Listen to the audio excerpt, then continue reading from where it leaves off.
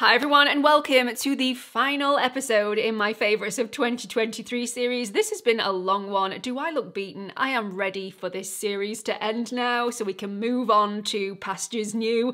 If you have watched each and every episode, just from the bottom of my heart, thank you so much. I really appreciate you. If you have missed any episode by accident that you want to catch up on, I will link the playlist up here and also at the end of this video so you can catch up with it a little bit later on. But today is the turn of the full face of affordable favourites. I think these videos are really valuable so that you've already heard me talk about the products, but you haven't seen me apply them to the skin and you haven't seen what they look like on the skin. And this is the video that you can do both of those things in. Also, I haven't mentioned what my favourite affordable primer is, setting spray, powder, lip product. So this is the episode where you can get to know what my favourites are in those categories as well. If you're new here, hi, my name's Gemma. I love everything beauty, skincare and makeup. There's a lot of content surrounding those topics on this channel. If you find something that you like, I would love it if you'd give it a like, click on the subscribe button and also that notification bell. So this is my ultimate, my affordable and cruelty-free favourite. It's the Westbarn & Co Soap Brows in Extra Strong Hold. Just going to dampen this down with a little bit of water, take my Anastasia Beverly Hills 7B brush. I'm sorry I don't have an affordable alternative for this. None of the brushes that I'm going to be using in this video I don't think are affordable, but just use whatever you have to hand. Any spoolie will do, just rub that through the brows. Already have all my skincare on. In fact, my skin feels like it's had a pint of water today thrown at it. It's just feeling really full and hydrated and definitely ready for all of the products that I'm about to lay on top of it. Prepping the skin is key to making sure that your makeup looks nice. Picking up my NYX microbrow pencil in the shade Ash Brown, I'm just going to map out the outline of my brows just to make sure that I've got the shape down, and then I won't make any mistakes with the other product that I'm going to use. I would just fill my brows in with this, and obviously you can do that if you want to be really quick, but I just thought, you know what? I'm not in a rush today. Wes has been off for the entire week, which has been really nice because I've got to see him a little bit more, and he's having a break from all the jobs that I've been giving him around the house today. He's going out with his best friend Lauren for a bit of lunch, and I am getting on with filming the final videos in this series whilst he's out and the kids are at school. So once I've done that, taking my NYX Lift and Snatch again in the shade Ash Brown, and I'm just going to fill in using very fine strokes. Now, if you do get a little bit of a dark patch like I have there, just pat the finger over the top and it just softens it. You have to do it while it's wet, obviously, but it can easily be done. Once I finish that, and sometimes it does take some time because you get a little bit of wax residue on the brow hairs, which then transfers onto the tip of the pen, which can then hinder the ink dispersing evenly on the brow. So you do have to clean off the tip every now and again. I am going to reach for a primer. I never used to have a favourite affordable primer. It always used to be higher end primers, and I just think e.l.f. have brought out some amazing primers in the last couple of years with the Grip Primer and also the brand new Liquid Poreless Putty Primer, which was released earlier on in 2023. I was going to say this year then, because I'm still in 2023, but yeah, it was released early in 2023, and I just think it's a lovely product. Far more lightweight than the original Poreless Putty, but I prefer this one, so I'm just going to smooth that on. You don't need masses. I tend to pop it where I need it most and then spread it to those other areas. So definitely between my brows, and then on my larger pores. They're not massive, but I do have some larger pores around my nose, on my nose, and just at the sides of my nose, and definitely on my chin. And then once I've got them in those areas, I then spread out any excess to other areas. Moving on to my Revolution Ultra Cream Bronzer in the shade Light. Dabbing a small brush in there and just drawing on a little bit of the product where I would usually apply my contour. Not adding masses, and I like to add this underneath my foundation because I just think you get more of a seamless blend and more of a natural skin-like look. It's not as quick and convenient as my ultimate favourite, this one, but it's a fraction of the price, so something has to give, and it is a great formula. The foundation I've opted to wear in this video is the L'Oreal Infallible 32 Hour Fresh Wear. I love this foundation. If you're in the US, it will be the 24 Hour Fresh Wear. I had a couple of affordable favourites in my favourite foundations of 2023 video. The other one was the Rimmel Kind and Free foundation. If you're wanting to see what this looks like on my skin, check out my favourite skincare of 2023 video because I had it on in that video and it just looked beautiful. I'm after something slightly more long wearing for this video though, because I'm going to be filming throughout the day, so this is the one, completely bulletproof. I also love how fluid this is. It is so lightweight, seriously lightweight, feels like nothing on the skin, but the coverage is fantastic. I absolutely love this foundation because I can rely on it. It is sturdy, it has great stamina, it will not let me down throughout the day, and every single little bit of it will still be on my skin in the early hours of the morning after I've applied it first thing in the morning. So it does have quite a high alcohol content, which is why it's not an everyday foundation for me because my skin is quite sensitive to those drying alcohols. However, if your skin isn't, this may be an absolutely phenomenal foundation for you if you do work long hours, if you like to look pristine and polished from morning to night, and yet you just don't have to worry about this. I do think it looks nicer on bare skin. I am not going to lie here, I do love the e.l.f. Liquid Poreless Putty Primer and also the Grip Primer, but when I did the application footage within my favourite foundation video, for the first time I tried this on bare skin without a primer underneath it, and it looked stunning, really skin-like. And I think the reason that it looks slightly heavier today is because it sat on top of the primer rather than being able to melt into the skin. So although I do think it looks lovely, I've seen it looking better when I've not had a primer underneath it. So that is something to bear in mind. I wanted to let you know. I do love all of these products individually, but just because they are my favorite affordable products doesn't mean they're going to work well together all of the time. And this is one of the prime examples. Moving on to eyeshadow, I love these. I'm not going to go on about them forever because you all know how I feel about them because I've spoken about them that often. They're from MUA. This one is my favourite of the 3 palettes that I own. This is the Neutral Wanderlust palette. I also have the Wilderness palette, which is also absolutely divine. Worth it for this peacock blue shade here. It is just, oh, so gorgeous. And then we've got the Andromeda Skies palette as well, which is more deep and sultry.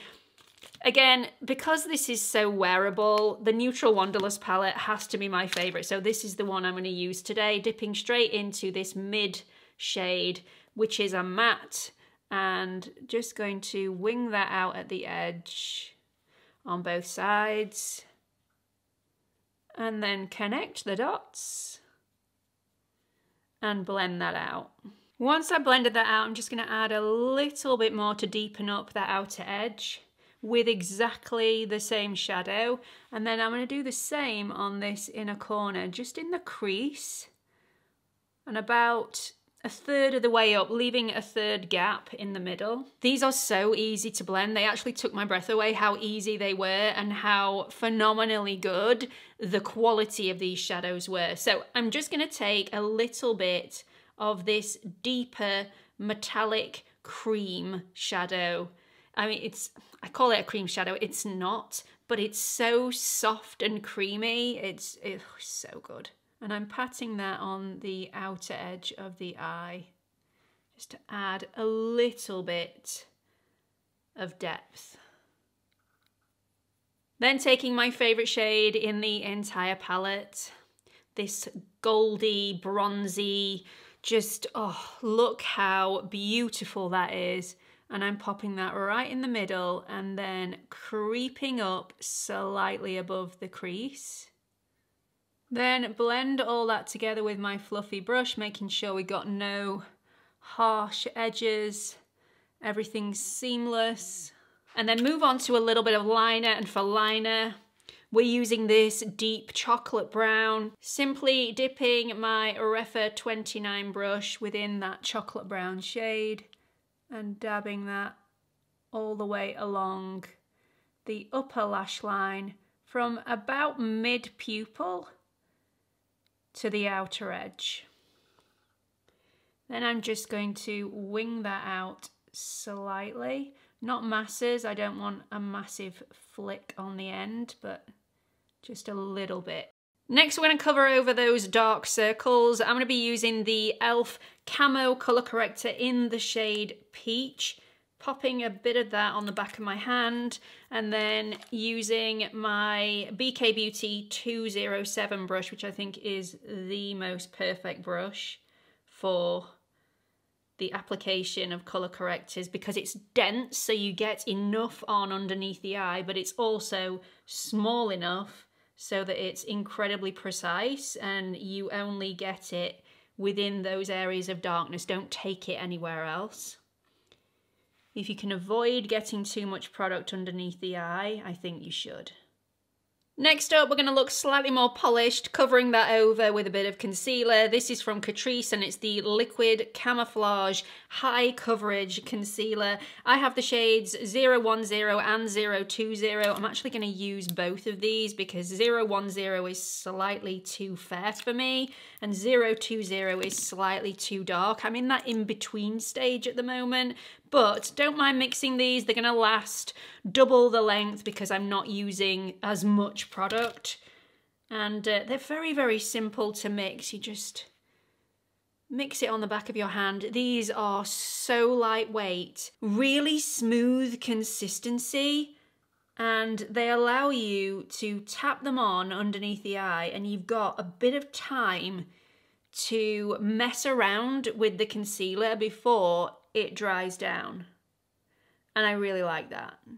So I'm just going to pop that on where I need it, give it a second, let it start to dry down, and then go in with the same finger, which I haven't cleaned off, and blend that out. This is such a great lightweight formula. As it starts to dry down, it starts to thicken slightly, which just adds to that coverage. So if you just let it start to dry on the surface of the skin and then go in and blend it out, you're going to get more coverage, you're going to get a really smooth blend, and it looks very skin-like underneath the eye. I'm wowed every time I use this. Not only is it a great formula, it's also waterproof, sweatproof, heat and humidity resistant, bulletproof, pretty much. I'm going to take my Essence Brighten Up Banana Powder on my Trigwell Cosmetics powder puff, really get that into the powder puff, make sure there's not too much sat on the surface, give it a quick massage, knock off the excess, and then once I've smoothed out the concealer underneath, make my funny face, it's got to be done, really stretch out that under eye, and then I'm going to apply the powder. Making that funny face and stretching out the under eye is really important, especially if you have those under eye creases, fine lines, wrinkles, because you don't want to be patting on the surface of the skin and really folding the skin even more, because any concealer that's within the fold isn't going to set in place, and then you're still going to get creasing. A lot of people contact me and ask, how on earth do you set the under eye? Because I keep setting it and it's still creasing, and that's probably one of the reasons why. Going back to my neutral Wanderlust palette, just going to take the first shade that we use, the one right in the middle, and add a tiny bit to that outer corner. I just think this cleans everything up and makes everything more cohesive and cleaner. Then just cleaning that brush off. I'm not going to change my brush, using exactly the same brush, which is my Refa 03 brush. It's a really nice pencil brush, this one. Going into the shade that we put all the way over the lid and slightly above the crease. Taking a bit of this. It takes some effort because it's so creamy. And then popping that underneath the lower lash line, just in the center. This just gives that pop of wow. It opens the eye up beautifully and just gives such a glamorous, elegant effect. Once that's done, just take another bit of that mid brown shade and go from the inner corner, just connecting all of the shadows together. Curl my lashes. And then, although my ultimate favourite affordable and cruelty-free mascara was the e.l.f. Lash It Loud Volumizing Mascara, which I think is phenomenal, this is brown, and the black version that I had, because I just prefer the black version today to make it a little bit more dramatic, has dried out. I'm not very organised today, so instead of using the Lash It Loud, I'm going to use my second affordable favourite, which is the L'Oreal Telescopic Lift. This is the new version. It's not the one in the thin tube, it's the one in the black tube. And I'm just going to completely cake this on my lashes. I want a nice, bold, lifted, dramatic, voluminous lash look today. Look at those. They are dramatic, they are full, they are separated, they look fluttery. I just really love this mascara, but like the Lash It Loud from e.l.f., this is not waterproof or a tubing mascara, so if you do have quite watery eyes or oily eyes, you may suffer with a bit of bleeding or smudging with this mascara, unlike my ultimate favourites, which are waterproof. So I don't get any issues with this mascara or the Lash It Loud, and I do have quite oily lids, and my lashes do tend to touch my upper lids on occasion, and I don't have a problem. But just putting it out there that if you do have those sort of issues, then you may have an issue. I love the formula of this, but more importantly, I love the wand. So the reason I love this wand so much is that it has a flat bit on the back that you can really get a lot of product on the lashes, and then on the sides of the wand, it's got very fine hairs which act like a comb that you, once you've got the product on the lashes, you can then comb through the lashes and get a really nice fluttery separated look. I don't think this lifts the lashes. It says telescopic lift. I think that's a load of rubbish. I don't think that it does that.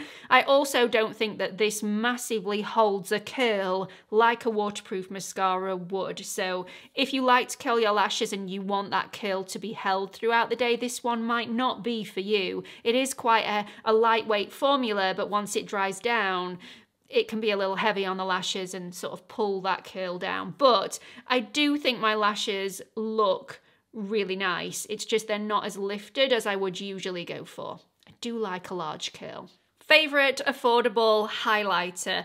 I went for powder highlighters before, and I still do love a powder highlight. However, I found a really beautiful liquid highlight for my ultimate favourite, and I thought I would try one of the primers that I have as a highlight on top of foundation rather than under foundation, and it works beautifully. Now, I knew that you could use the e.l.f. Halo Glow Liquid Filter on top of foundation as well. I just never really experimented using it that way. So this one is in the shade 1, which is fair. And just like I would with the other highlighters, I pop a tiny bit on the back of my hand. I mean, the applicator of this is so huge, it's very difficult to get a tiny bit on this, but yeah, tiny bit I have managed to get. Maybe not a tiny bit, but got as little as we need. So I pop a bit on my finger and then take off a lot of the product because I don't want to be applying too much, and then just dot this over the high points of the cheek. Now, I've not got any powder on this part of my face yet because I do feel like this applied on top of powder goes a little grabby, goes a little patchy, and is more difficult to blend. Unlike some other highlighters, this one doesn't work well over powder. Subtle but beautiful. Again, taking a little bit more of the product, and I'm just going to build this up as I want.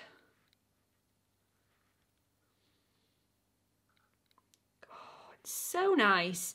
It really is a lovely product. A lot thicker than my ultimate favourite, but this is a primer as well as a highlighter. My ultimate favourite is not. It's just a highlighter.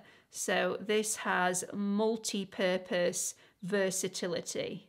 If you don't like applying highlighters to anywhere that you have texture, applying this underneath your foundation may be a more subtle way to get that glow without emphasizing your pores. Favourite powder. Now, my favourite powder last year in the affordable category was the e.l.f. Halo Glow Setting Powder. Now, this has probably been my favourite setting powder in the affordable category for a good couple of years now, maybe even 3. And I'm not going to use this one today, even though I still think it is superb. The quality is amazing. The way it makes my face glow but not shine is just lovely. I have found a more blurring powder though, which I'm going to be using today. This one is from Collection and it's the Vitamin Fix Blurring Setting Powder, and I think this is really, really nice. It actually reminds me of the Pat McGrath Sublime Perfection Under Eye Blurring Powder, but in loose form. It is very, very white and it's very finely milled. A little bit like icing sugar, it's that fine. As you can see. So I'm just really dousing my brush in the powder, knocking off the excess, and then I'm going to swirl this on the skin. Oh my goodness, everything is covered in powder. I'm going to apply a bit of blush, which, to be fair, should have done first before powder, but I forgot. I even have a list of product order that I want to be applying these in today, and I've not looked at it. My blush of choice today is the Max Factor Miracle Pure Infused Cream Blush in the shade 03 Vintage Peony. Going to apply this exactly the same way that I've just applied the highlighter, so a little bit on the back of my hand, and believe me, you only need the tiniest bit with this. It's strong. So you will see here that it has quite a metallic sheen to this product. So warming that up on the back of my hand, then taking the Refa 17 brush, dabbing that in the product, and then I'm just going to, in circular movements, dab that on my cheek. I do prefer to stipple this on rather than swiping, because it does have a tendency of moving the other products that you've already laid down.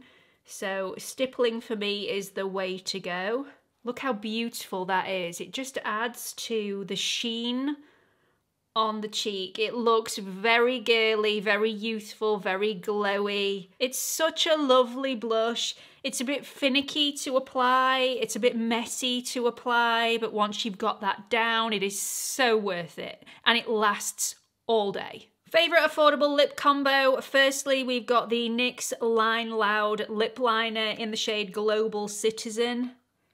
Really could do with a sharpen because I use this one quite a lot. Look how dull that is. Yeah, I'll deal with it today and I'll sharpen it tomorrow, she says. Once I finish my lip liner, I just like to soften it off a little bit with my finger. You have to be quite quick with this because it's really creamy and smooth and soft, but then it locks in place and then it's staying where it's staying regardless of where it is. So just be warned. It's an amazing lip liner. Often it outlasts all the lipsticks that I've worn, and I can reapply my lipstick several times throughout the day without having to reapply my lip liner, which is just great. This is from L'Oreal and it's the Glow Paradise in the shade 642 Beige Eden. This is like adding a lip balm to your lips. You know, one of those really tasty, fruity lip balms that you can get that just make your lips feel really hydrated and nourished and you just can't wait to apply more? This is what that is like, but obviously tinted. Now from the ones that I have, this is the one that is slightly sheerer in pigmentation and I really like that, but I do have another 3. I've got 191, 112 and 107. All of those have slightly more pigmentation to them, but they are the same formula in the sense that they feel the same. They feel really hydrating and nourishing. And in fact, they are really hydrating and really nourishing. I prefer to use a lip liner with these, even though they're like a balm consistency and they're not going to last masses of time. I just think it looks more polished and just cleaned off a bit. And as I'm getting older, my lips are shrinking and my lip border is less defined, and I just like to redefine that border to give a slightly younger, more polished look. I cannot do this video without mentioning the e.l.f. Glow Reviver Lip Oil in the shade Honey Talks. This is such a lovely, lovely lip oil. You would not know it was affordable. It's really nice and feels lovely on my lips. Doesn't last a mass of time, but I film a lot with this on and I get so many comments in the comment section asking me what I have on my lips. The majority of the time it is this or my City Lips product. This one is like a really nice nudie brown shade. The applicator is lovely, does the job, disperses a lot of product on the lips at one time, which is definitely needed for me. I do have very dry lips in the autumn winter. I'm out dog walking all the time. I'm stood next to a football pitch watching Beatrice and Seth play football on different days. So I'm in and out of the cold a lot and it plays havoc with my lips. So having something as nourishing and as hydrating as not only this lip oil but also the Glow Paradise from L'Oreal is just what the doctor ordered. It really is. And finally, favourite affordable setting sprays. I don't know why I'm shaking both of these up actually. I'm only going to use one of them. So, 2 alternatives. If I've got to have my makeup on my skin from morning all the way through to evening and I know I'm going to get quite hot and my natural oils are going to come through my skin and possibly ruin the look of my makeup, this is the one that I go for. It's the Milani Make It Last Matte. You have to shake this up. It is incredibly important because this actually has charcoal within the formula. And if you don't shake it, you are going to get globs of darker liquid on your skin. It's going to look very freckly, very easy to remove if you do forget to shake it before application, but to avoid that, shake it up. If you don't need the matte of this, if you don't need that extra charcoal within the formula, especially if you have dry skin, this is the one that I would recommend. It's the Make It Last Original Setting Spray. So it's great, great product. It's got great longevity to this, up to 16-hour wear. Just love it. But I am going to be using this one.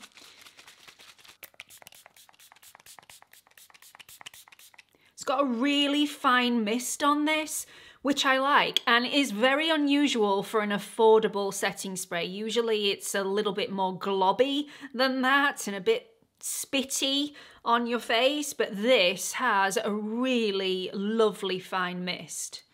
So that's it for my full face of affordable favourites. I love the look that I've created. I knew I would do though, because these are all of my favourites, so why wouldn't I? I love it. I think it's very wearable and I know it's going to last until the early hours of the morning. So I really hope you've enjoyed this video. I hope you've enjoyed this entire series. Let me know what you've thought about it in the comment section. Would you like me to do this series again in 2024? Or would you like a bit of a change? Because I've done this for the last 3 years running, and although it's really convenient for me at the end of the year to be able to pre-film so I can have some time off, I am open to suggestions if you have something different in mind. So let me know in the comments section. Please don't forget to like and subscribe, and hope to see you all in the next video. Bye everyone.